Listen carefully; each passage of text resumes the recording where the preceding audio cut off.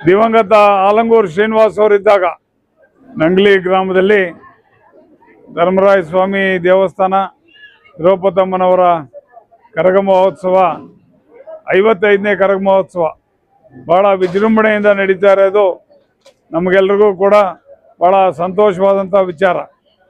ಇಲ್ಲಿ ಅನೇಕ ವರ್ಷಗಳಿಂದ ಬಹಳ ವಿಜೃಂಭಣೆಯಿಂದ ನಡ್ಕೊಂಬರ್ತಾ ಇರ್ತಕ್ಕಂಥದ್ದು ನಾವೆಲ್ಲ ನೋಡಿದ್ದೀವಿ. ಏನು ದಿವಂಗತ ಆಲಂಗೂರು ಶ್ರೀನಿವಾಸ್ ಅವರಿದ್ದಾಗ ಅನೇಕ ಬಾರಿ ಈ ಒಂದು ದೇವಸ್ಥಾನಕ್ಕೆ ಮತ್ತು ಕರಗ ಮಹೋತ್ಸವಕ್ಕೆ ಭೇಟಿ ಕೊಟ್ಟು ಬಹಳಷ್ಟು ನಾವು ದೇವರ ಆಶೀರ್ವಾದವನ್ನು ಪಡ್ಕೊಂಡು ಆ ಮುಖಾಂತರ ಎಲ್ಲರಿಗೂ ಒಳ್ಳೆಯದಾಗಲಿ ಅಂತ ಹಾರೈಸಿ ಹೋಗ್ತಾ ಇರ್ತಕ್ಕಂಥದ್ದನ್ನು ಜ್ಞಾಪಿಸ್ಕೊಳ್ಬೇಕಾಗ್ತದೆ.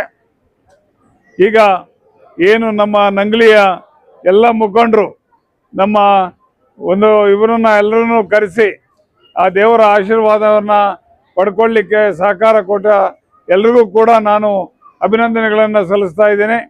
ಹಾಗೆ ಏನು ಇವತ್ತು ಅಗ್ನಿಗುಂಡವನ್ನು ಪ್ರವೇಶ ಮಾಡತಕ್ಕಂಥ ಒಂದು ಕಾರ್ಯಕ್ರಮ ಕೂಡ ಇದೆ. ಇವೆಲ್ಲ ಕೂಡ ನಮ್ಮ ಹಿಂದೂ ಸಂಪ್ರದಾಯದಲ್ಲಿ ನಮಗೆ ಇರ್ತಕ್ಕಂಥ ಒಂದು ಒಳ್ಳೆಯ ಗುಣಗಳು ಮತ್ತು ಇವುಗಳಿಂದ ಮಳೆ ಬೆಳೆ ಎಲ್ಲ ಕೂಡ ಸಕ್ರಮವಾಗಿ ಕಾಲಕ್ಕೆ ಆಗ್ತಾ ಇದೆ.